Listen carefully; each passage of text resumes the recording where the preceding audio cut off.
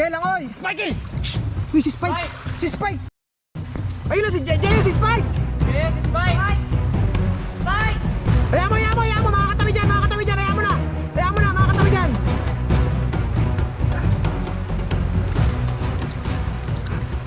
Talaga, ba't mo binitawan? Siksik ako ng mga gamit. Sabi hawakan sana pinahawak mo kay Ming. Okay na kayo? Tawid na. Okay na kayo, safe na? Nakita mo si Jayo, nakita mo kung gaano kalayo? Marunong lumangoy yan ha. Ikaw, nakakapa ka pa, nagda-dive yan. Ano kuya? Sa taas? Sa taas daw may mas mababaw. Malalim daw talaga dito sa area na to. Tara, tignan natin doon. Lapitan na tayo ng tao. Ming. Si Doming kasi natin maliit talaga. Gaalam tayo kay Doming. Buti hindi natin tinawid yung motor. But okay lang yan. Importante may pagkain naman doon si Lastig eh. Tsaka si mami niya. Safe naman din sila doon sa area dahil atin naman yun. Tayo dito. Kung sakali mo stranded tayo dito. All good lang, di ba Meng? Tulog lang tayo dito Meng, no? Ayos lang yun? Wait lang.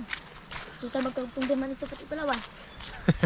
Nasa Palawan pa rin naman tayo Meng, no? Opo. Wala tayong dapat ipag-alala Meng. Hindi naman tayo makaabot sa ibang bansa ah. Tama. Pagka kumalma na, tsaka tayo tumuhid, no? Opo. Dito na tayo matulog, no? Pwede. Kaso wala tayong damit. Nilambig tayo pag umaabot malapit ng kamaga. Hindi mo dapat isipin yun Meng. Ang dapat mo isipin, ligtas ka Meng. Dahil ikaw, ang iniisip natin dito. Oh. Ito raw. Mababaw. Ito talaga wag to. Ha? Huwag natin subukan. May sinisip tayo dito. Mababaw lang to eh.